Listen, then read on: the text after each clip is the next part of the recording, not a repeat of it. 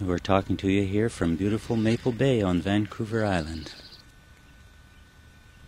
Bill's wife, and I was a school teacher for my working years, and now I'm happily retired. My name is Bill Abram. I'm a retired school teacher too. I believe we began watching almost when they began to show up here on the island in late 1998. And 1999 we became more aware of it because we saw articles about them in Ontario, in Espanola. The town of Espanola in Ontario had sued the government because they were having excessive drift down of aluminum, and rainwater had been tested, and it was far above levels of safety. So once we read that and knew that it was a real thing and we weren't just seeing contrails from normal airplanes, we began to watch very carefully. So that was after 99.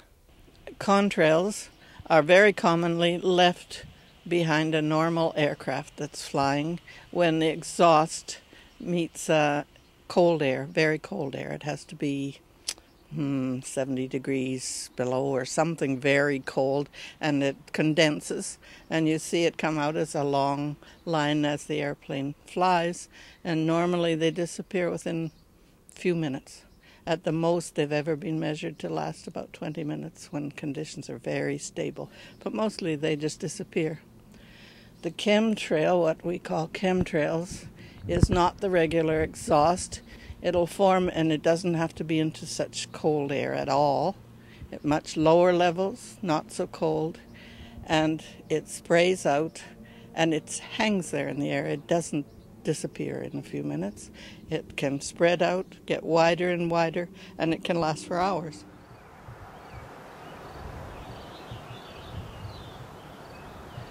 Back in the early 50s, 1951, I signed up as a meteorological observer for the Department of Transport. I was stationed at North Bay, Ontario. As a weather observer, I had to identify every cloud in the sky and transmit the observations hourly to the Weather Service. And so, consequently, I certainly got to recognize what was a genuine cloud and what wasn't. At that time, of course, I had nothing to compare it with, so I just knew what mare's tails were and the elevations of the clouds. I had to identify them. But as I see the chemtrails here, they do not match what I was taught was cirrus or mare's tails or alto stratus in a very thin layer. It just does not match with my observations in the early 50s, working as a weather observer.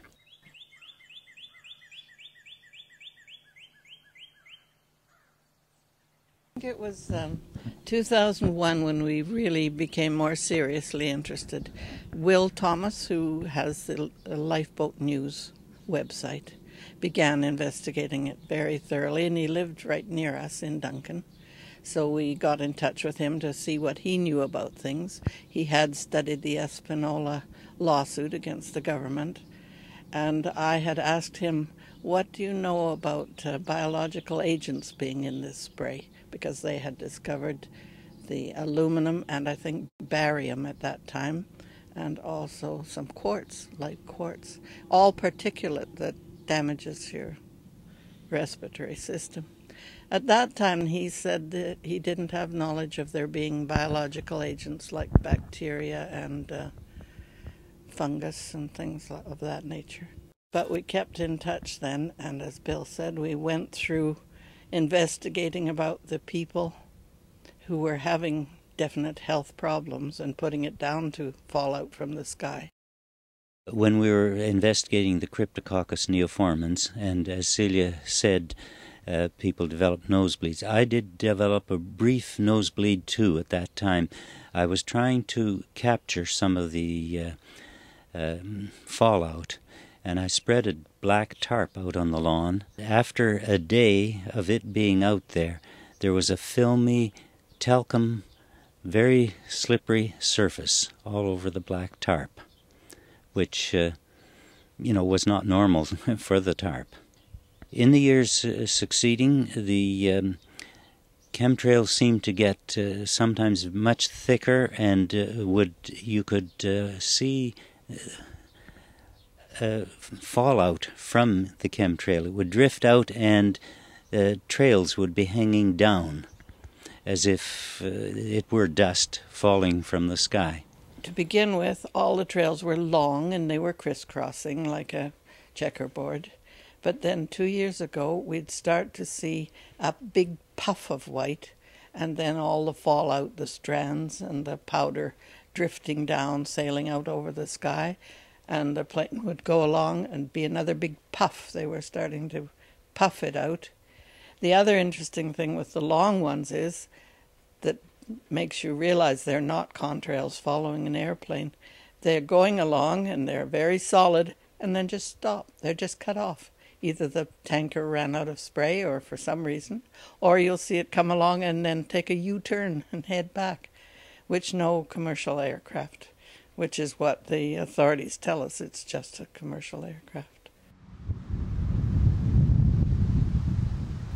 There is one characteristic that we first noticed, and as a weather observer, I used to see sundogs, but never in the summertime.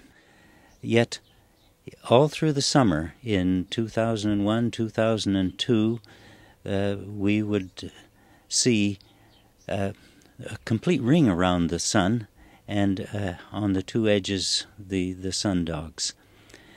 But they weren't of the brilliance of rainbow colors that we would see during the winter months under natural conditions. I wouldn't say that the chemtrails have actually increased. There are some days when it's a beautiful blue sky day and no sign of anything. And you wonder, well, why aren't they doing it today? What's the purpose of covering the sky with this stuff? We have a photograph that was taken on September the 12th, 2001, of the tracks across the sky at a time when no commercial airlines were allowed to be in the air. That was just after 9/11. And this neighbor of ours took a photograph of it, which it was published in the newspapers. And it's very obvious that it's a chemtrail. They're a definite thing, and they have nothing to do with a regular airline contrail. We have had people phone, though, our local airports and the weathermen there, who confirmed, yes, oh, well, what is it? It's a joint operation with the American Air Force or some part of their defense system, and it's called sky obscuration. It's an effort to cover the sky. So I wrote about that to our Minister of Environment at the time, and he wrote back absolutely denying that there was any operation in connection with the U.S. departments, and that sky obscuration, absolutely not. We could never get anywhere with our government officials. They denied it completely. Official response mainly can be summed up as denial. They send me wonderful page letters of explanation on what a contrail is. And I write back and say, I don't really need an explanation about contrails. I want you to find out, get busy, and find out what's in this chemical spray that's being spread out. But that's it from the Minister of Environment, the Minister of Defense, from the Center for Disease Control. Don't want to admit that there's anything going on. You can't help but wonder why so few people notice it to begin with. Sometimes when it's a very heavy day of it and we're in town, we'll say to somebody in the parking lot, look up, do you see what's up there? They never noticed it, hadn't a clue what it is, and really aren't all that alarmed when we tell them. And until we get the word spread widely, we won't have enough reaction to it.